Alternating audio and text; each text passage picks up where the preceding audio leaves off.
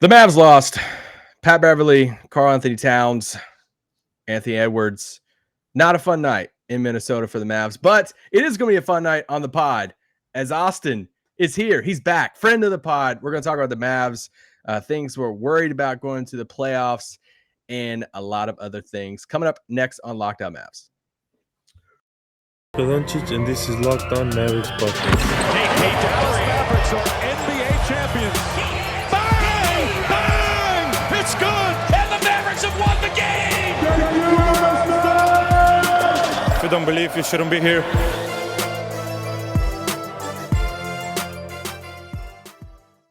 Welcome to Locked On Mavs. This is one of your co-hosts, Isaac Harris, contributor to Mavs.com.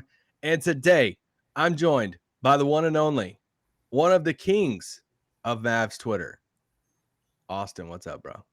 Listen, I'm just here to hate Pat Bev. You invited me for a Minnesota game, and I was just like, I can't take the opportunity. Pat Bev doesn't take any nights off, and neither do I. I literally wrote, it's so funny you started with Pat Beverley.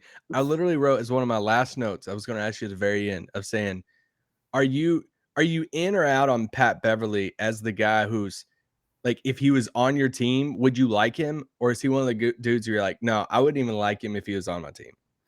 I think I would semi-enjoy him on my team, but as long as he doesn't have to play like 30 minutes a game. If I get to just like send him out there for like 20 minutes a game just to cause havoc, perfectly fine.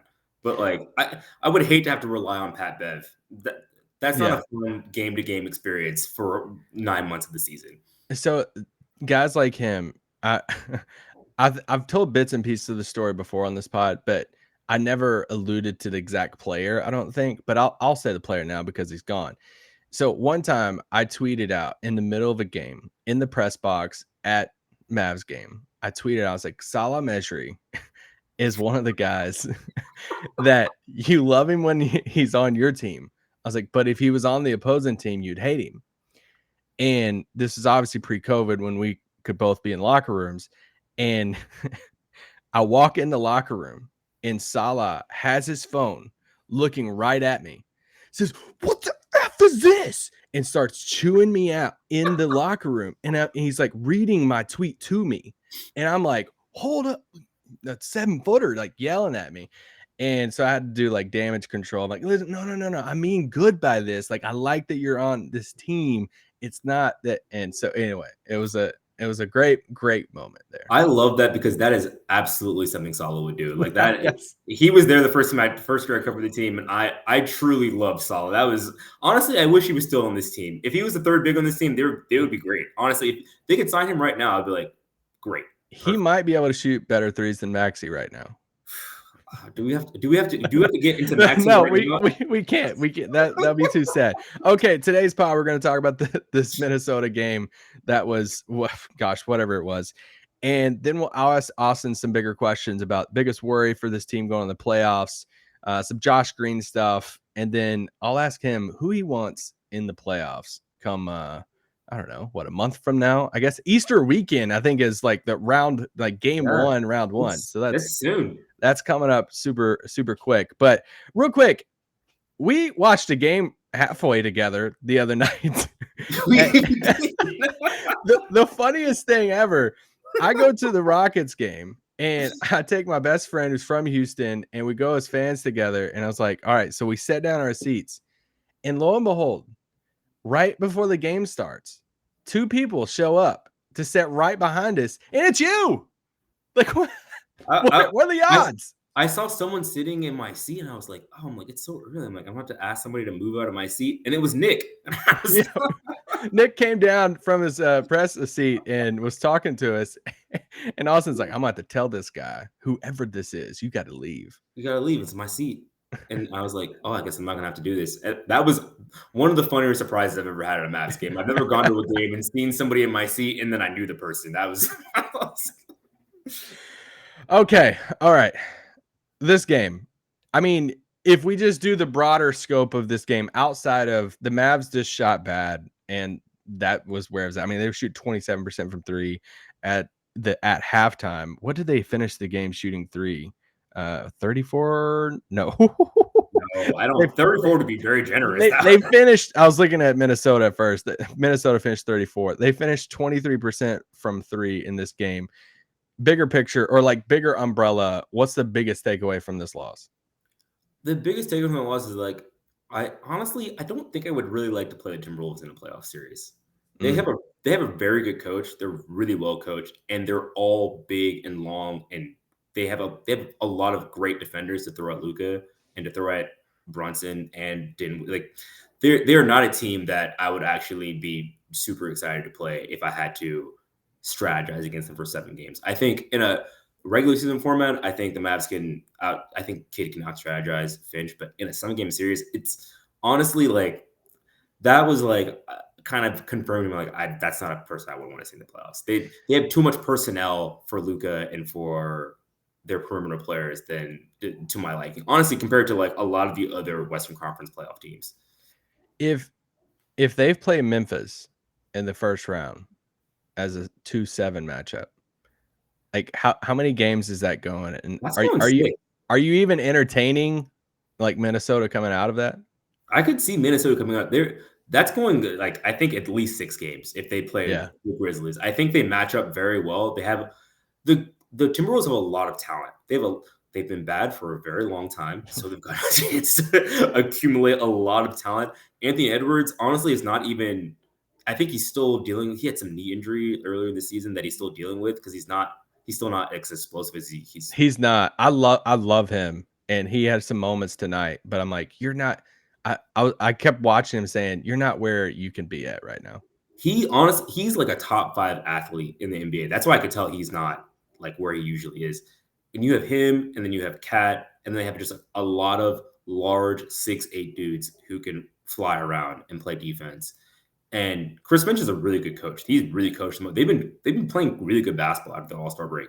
That's just not a team that I would want to face in a 7-game series. And I think if they play the Grizzlies would have a tough time playing against them. That's a really good matchup. Honestly, I really hope that's a 2-7 matchup. That would be a phenomenal first round series. I'm not gonna lie though, if they played Phoenix, I would thoroughly enjoy Beverley versus Chris Paul.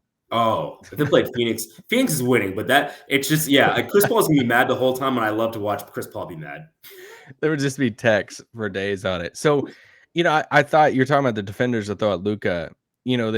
The first time they played early in the week, they start off with Jared Vanderbilt, which I love Vanderbilt, by the way.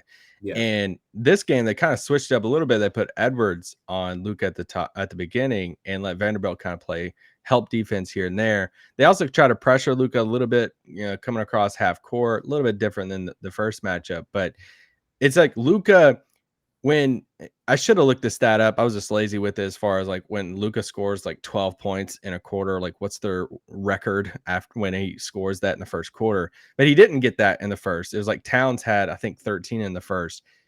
How dependent are the Mavs on like an explosive Luka first quarter, and are you worried whenever it doesn't happen? I'm worried if it looks like Luka's not scoring because he can't score. And that's kind of what happened when he plays the Wolves. Actually, Anthony Edwards is one of the few people who I think can actually legitimately guard Luka one-on-one. Since he was a rookie, like when he guards him, he's one of the few perimeter players who's fast enough and also really strong and can like block off Luka's drives. And what the Wolves started doing, they basically just started like sideline trapping Luka with Cat. And the Sixers did a little bit, and they were really successful. Just like basically Edwards would just go over the screen and push him all the way to the sideline, and Cat would trap him on the sideline, and it really flushed. Honestly, he didn't really have an answer for it tonight until like the second half. And so it was a little concerning. Typically when that happens, he finds a way to get other guys open and get guys open shots, and he did that. They just had one of those nights where they shoot 4% from the 3-point line.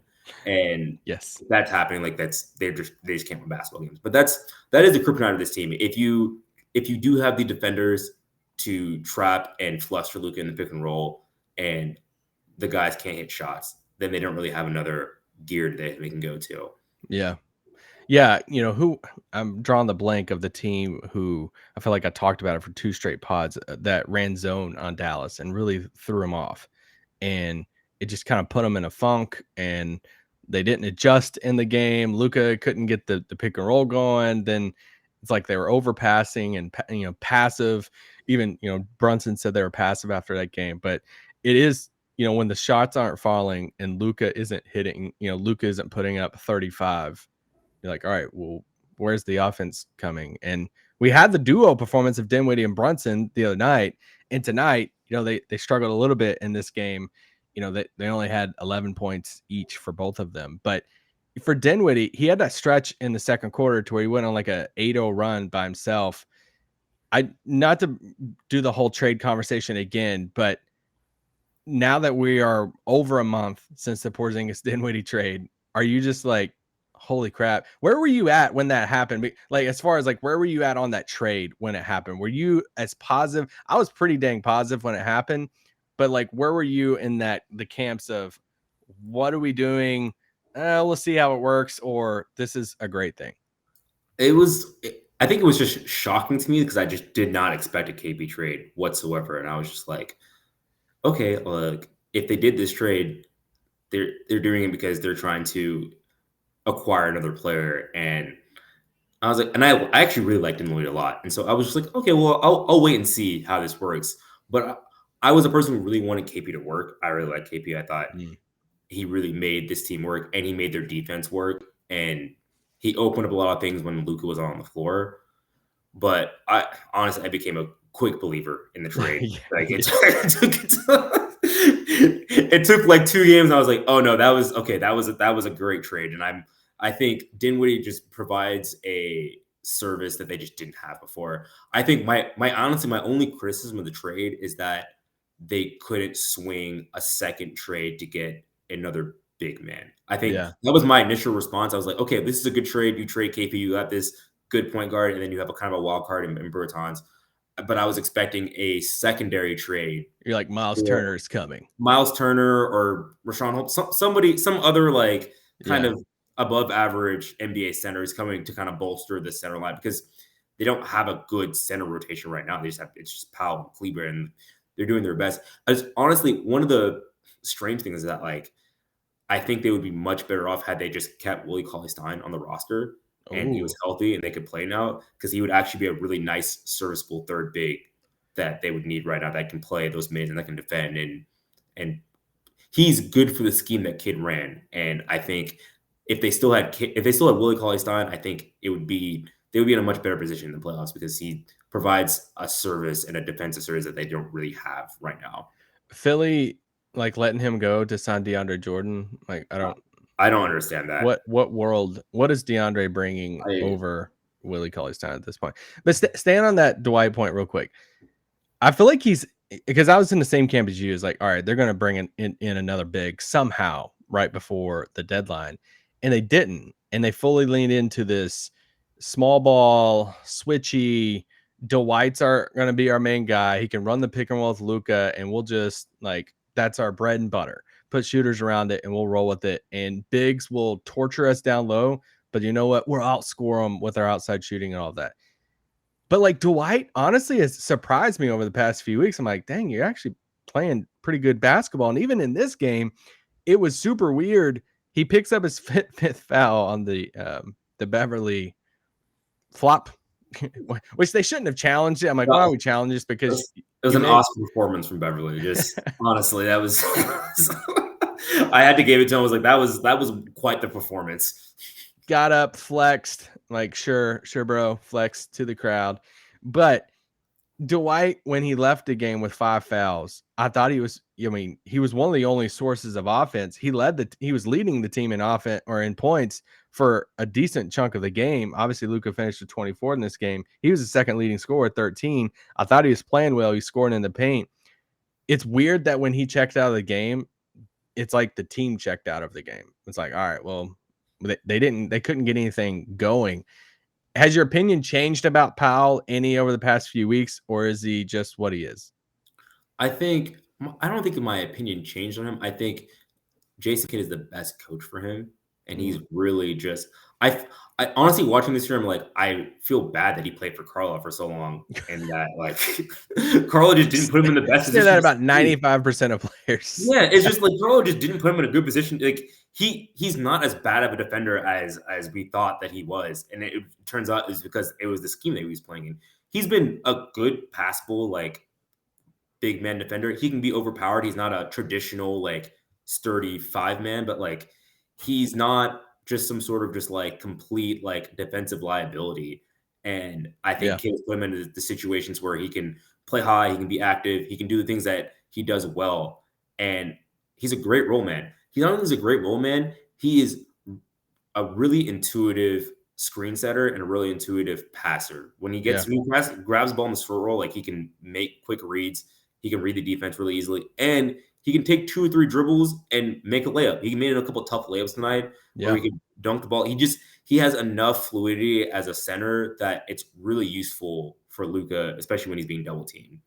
It really is like the perfect situation for him to where kind of like on a bigger scale, the discourse of like when Draymond entertained leaving Golden State and like, oh, what if he takes his huge money deal in Detroit back when he could be a free agent? It's like, would he be what he would be on another team? And I would worry about Dwight if they just like put Dwight on another team out there. And you're like, all right, well, you don't have Luka, you don't have this offense, you don't have all of this, what he would be at that point. But all right, we're going to take a quick break, and then we'll be back because I got to ask Austin about Josh Green. This pod is brought to you by Built Bar. It's that time of the year that we need to be eating some more Built Bars. Austin, we literally talk about Built Bars all the time, so bear with me on this. It's actually pretty good. Have you tried the Puffs? If you haven't, you're missing out. Puffs are the first protein-infused marshmallow. They're fluffy, marshmallowy bar. They're just a protein bar. They're covered in 100% real chocolate, low calorie, high protein. Replace your candy bars with these. Go to built.com, scroll down the macros chart. You'll be blown away. High protein, low calories, high fiber, low carb. 130 calories for an average Built bar. Anyway, they have a ton of flavors. We've talked about them before on this podcast. Mint brownie, coconut almond. The list goes on. Go to built.com. Use promo code LOCKED15. Get 15% off your order. Promo code LOCKED15 for 15% off at built.com. And this podcast is brought to you by Bet Online College Basketball. Man, Austin, did you fill out a bracket? I did not, and I wish I had St. Peter's. That's smart. We're all PFFLs. We're Peacock fans for life. And just cheering them on. I don't know if you guys want to bet on the Peacocks in the next round, but you know what? It sounds a lot of fun. BetOnline.net is your number one source for all your betting needs and sports info, from all the latest odds, contests, player props, you name it. It's the best spot for all your latest sports developments, including podcasts and reviews for all leagues this season. It's not just basketball. BetOnline is your continued source for all your sporting wagering information needs. Head to the website today. Use your mobile device. Learn more about the trends in action. BetOnline, where the game starts. Okay. Josh Green. I have read the amount of times that I've read Austin tweets on this pod. I'm like, all right, Austin said this in the game about Josh Green. And I want to read this real quick because I think it's really good observation about Josh Green. Because you look at his like trajectory, however you want to say that. I struggle with that word. And didn't play last year for Rick. Shocking. And and now he's actually like playing and he's getting some minutes. What is Josh Green's role in this team? Like, how are you even viewing him as a fan, media? How should we view him? He is honestly one of the most confusing basketball players I have ever evaluated or tried to judge in the NBA.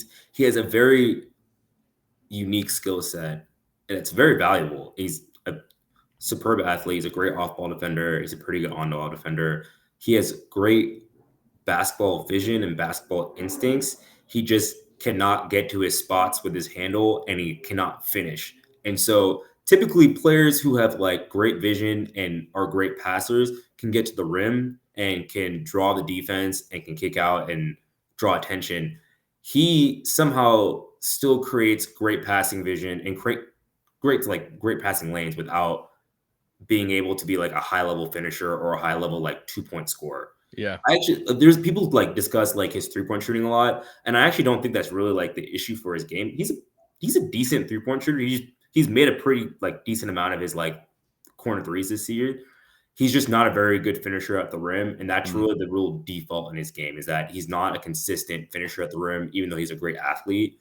But I think what he provides is he has an extra gear that no one else on this team has. They don't have a lot of elite athletes on this team. He's one of the few people who just get on there and he can just go out athlete. He can go compete with Anthony Edwards in a game, and it's not a problem. Yeah. And so if they play Utah in a playoff series, he's going to be the guy who needs to defend Donovan Mitchell for a lot of possessions and create extra possessions and create extra just chaos when he comes to the game.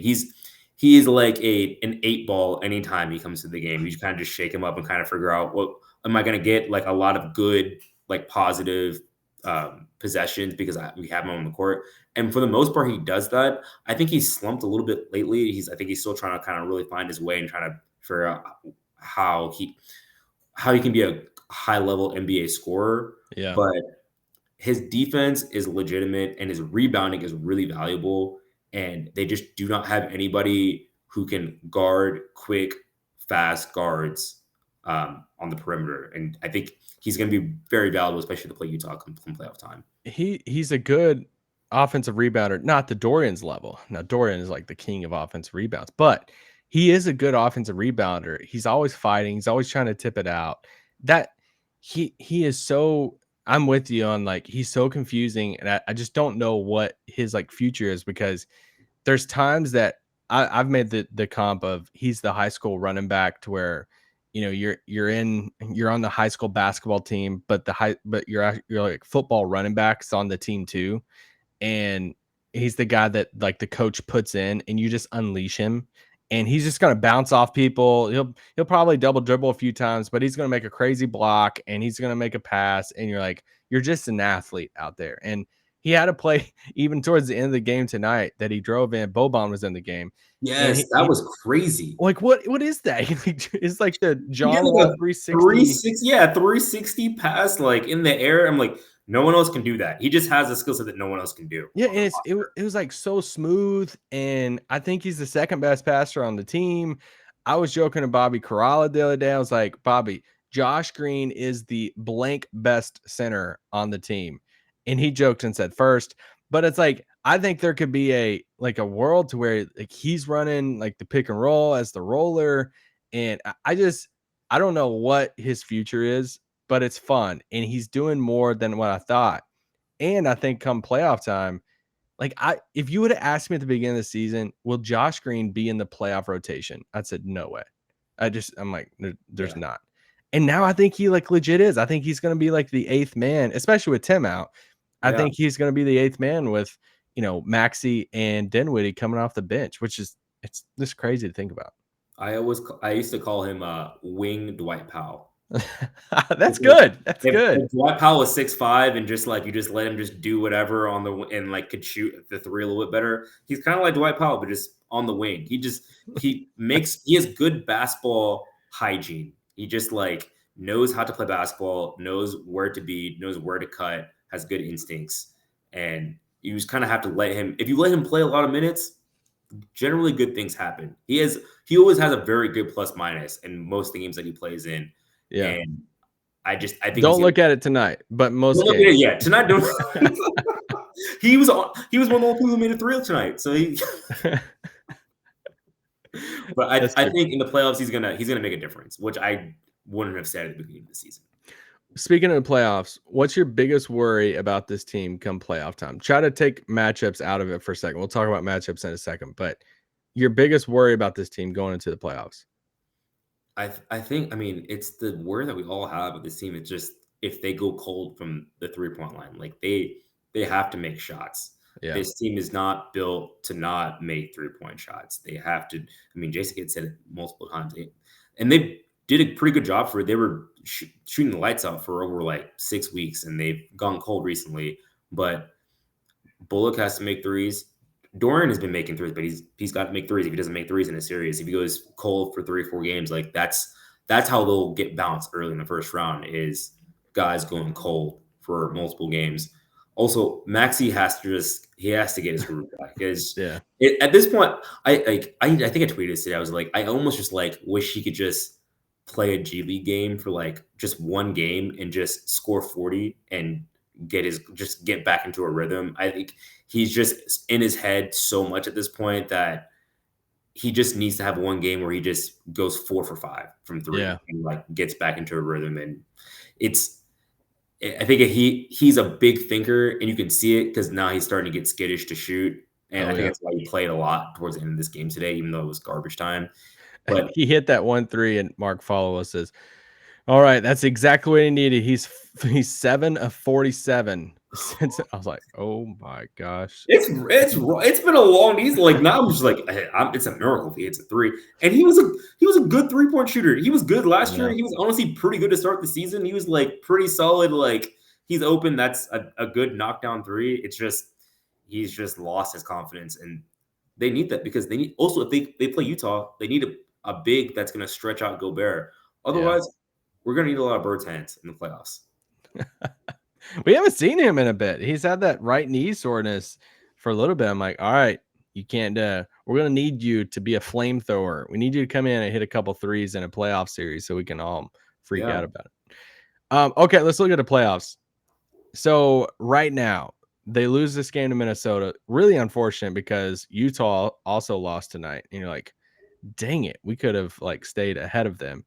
So at one point during the game, Dallas had moved up to 4. Then the game ended and they lost. So now they've moved back down to 5. Obviously, the big matchup on Sunday, Utah back in town playing the Mavericks. But realistically, now Memphis has a 3-game lead over Golden State. Let's just say they stay at 2. And so Golden State, Utah, Denver, out of those 3, which of those 3 do you not want to see? I don't want to see Golden State. I don't want to see healthy Curry, Clay, Draymond. I mean, how many playoff series in the last 6 years have healthy Curry, Clay, and Draymond lost? It's maybe one. It's just that final series in the like I don't want to play them. They have way more playoff experience. They know how to play in a playoff series, and all 3 of them together and in the playoffs. That's just I don't want to do that. I don't trust this team to beat that team that has so much playoff experience. Like it's crazy. They have like a lot of playoff games together. I think people are really underestimating how much they have played together in big games and how much that's going to really help them if they're all healthy in the playoffs. They've played hundreds of playoff games together and won big games all the time. That's not a team I want to see. And it's, I've obviously saw the stat that was thrown out when Clay came back, Draymond came back, and all 3 of them on the floor. Like, this is the first game they played together in so many months or whatever. And then they play one game and they're like, oh, well, that streak ended. Well, if there's a 3-man group, if there's a trio that I would bet on having it together and the chemistry together and knowing where they're going to go, their like first game back, because it looks like Steph's probably going to be out the rest of the regular season. Let's see how he feels going into the playoffs. It's those 3 guys because they've played together for so long and they played in so many big games, playoffs, finals, everything together, that I'm with you on that. I was kind of teetering between them, and I don't want any bit of Jokic either in a playoff series. I was kind of going back and forth between them only because of Steph's injury. And I'm like, all right, if he's like 30%, if he's just like kind of have 50% out there, but still, I think I'd put Golden State 3rd on that list. So this leads to us both probably agreeing on this. The team you want in the playoffs, it's Utah, I guess, right? So I actually have a kind of a strange take on this. You're gonna say Denver. I emotionally want Utah because I want to break Utah. Like I think if they go in there and they beat Utah, like they're breaking up that team. And the bench for the Mavericks said a lot of things to Rudy, and they will not. Of course, they won't talk to him in a playoff series. It's time to be rude to Rudy. I'm ready. I'm ready to. I'm ready to beat them in a playoff series. Have them be so mad, and the team has to break up. That would be so satisfying for me. I truly want to play Utah just to beat them. Like Mavs fans would like roast Rudy so bad until he became a Maverick in the offseason. Yeah. No, yeah, it would be so bad that he gets traded and he made the trade. And he'd probably come to Dallas to be like a rim roller for Luka and defend the paint. I honestly think that I think Dallas would beat Denver in 5. I honestly in 5. yeah, I love this confidence. I think they would just beat Denver in 5. Denver does not have an answer for the Mavericks. I know like Luke. I know that Jokic is great. I love Luka. I think Jokic is one of the top 3 players in basketball right now. Yeah. But like, what? They're gonna put Monte Morris on Luka. They're gonna put Austin Rivers. Aaron Gordon. They got Aaron Gordon. I'm like, they don't have anybody to guard Dallas. Like I know like we can be scared of Jokic, but like Campazzo, like they don't have the guys. They don't have the ammo to go in a series against Dallas. Honestly, Denver has not, like, even when they're healthy, even though they had Jamal Murray, Dallas has always played Denver really well. Luka plays Denver. Look at all of his games against Denver in the regular season for the last 2 or 3 years. He always dices them up. Every single game he plays phenomenal. They play like really bad high traps against him, and he just destroys them. Honestly, if they played Denver, they would be Denver in 5. It honestly would not be a series that I would even really sweat. I think they would have a lot. So you want Denver? See, I haven't heard this too much. I like it. I think like people are just like thinking that like Denver is some sort of like stout defense in the playoffs that they're gonna just lock up. Like I just like, how are they going to defend the Mavericks in a 7-game series? How are they going to defend Luka? They don't. Yeah. They've never done it. Even when they had Porter and Murray and they had all of their guys, they have not been able to do it. And I'm just like, I don't really think you guys can do this. Would that be the only matchup that you would take Dallas' supporting cast over the opposing one? Honestly, I think I would take Dallas supporting cast over Utah's. Over Utah's? Okay. Utah, they don't have anybody they can defend. They just like they got like one guy. Yeah. And he's Royce O'Neal's gonna have a long series. It's gonna be a long series for Royce O'Neal. Royce O'Neal is like he's a good NBA defender, but like it's just him. It's like that's it. Like at least the Mavericks, like, okay, we have Dorian, we have Reggie, we have Josh Green, and Trey Burke. Obviously Trey Burke. But like they have guys they can throw out that can defend in a playoff series. So if they get Utah, I want to play Utah because I want to beat Utah and I want that satisfaction of being Utah. That would just also the kind of the symmetry of Luka getting his first playoff series win against Utah versus Dirk getting his first playoff series in Utah. That would be really fun. Oh, that's good. I didn't think about that. That's also great. Dirk ended like the Karl Malone, John Stockton Jazz. Luka ending the Donovan Mitchell, Rudy Gobert Jazz. That would just be a perfect symmetry. I really just want it just for that. I honestly just want to blow up that team. Mitchell's I'll sacrifice myself just to blow this up. Yeah, I want Luka to be the Grim Reaper. I want people to be like, yeah, we don't want to play Luka. Like we played Luka and then our team just blew up after that. So let's say they play each other in a 4 or 5. They beat the Jazz. So then they would go against the winner of like, let's just say Phoenix, where like you're playing Phoenix in the second round. Does it depend on what happens in that first round series for you to even think about predicting the second round? Or are you like, I think it might end there. That's where the loss tonight is bad because I was like, I want them to move to 3 so they can not be in the Phoenix bracket. Phoenix is good. Like I know, because if you finish 3, then you're playing Memphis or Minnesota or whoever in that second round. It's like like I would take that a million years over Phoenix. I would love to do that. I would love to play Memphis. I would love to play Minnesota. I would love to play I'd rather play Golden State. I don't want to play Phoenix. Phoenix is a buzzsaw. They do what they do. They don't make mistakes. They don't have weaknesses. They don't have things. Mikal Bridges, love Mikal. There's nothing like I'm just like, okay, well, we can just hopefully we play good basketball and they don't nuke us in the crunch time. But like I think they match up against Phoenix well. Like, they can play them well. And they'll have a lot of close games, but I could see them losing in 5, and it's 5 games that go into crunch time, and Phoenix just like nukes them in crunch time because they just have more guns, they have more ammo than the Mavs do. Phoenix is good. I honestly think people are underestimating Phoenix. They're like far and away the best team in basketball. Ooh, in basketball, even they're far and away the best team in the league. Like I think they're far and away the best team in the West. I think they're in a tier to themselves. I just don't know what to make of the East, and Miami's losing, and like I don't know. But I don't trust. I think the East is really interesting in that they have a lot of really good teams. I think now that Kyrie's going to be playing in the full playoffs, the East is going to have a lot of really good competition.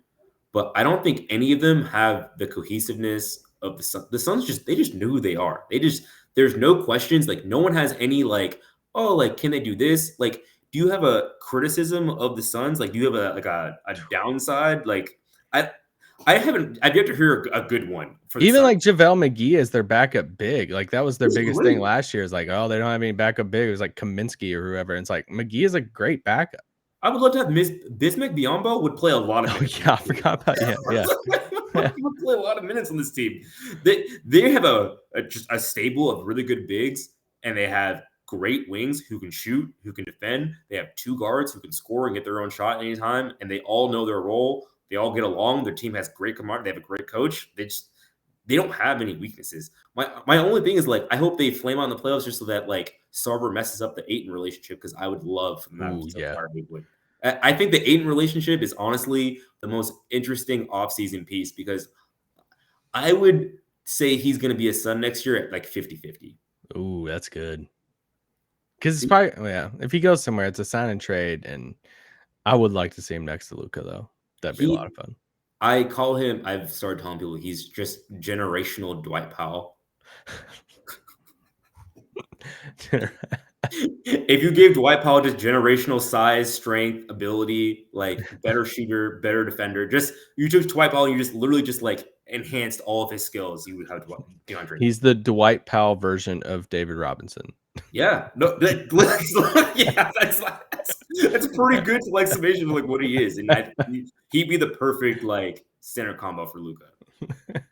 And I don't think they can't pay all those guys. Last very important question here.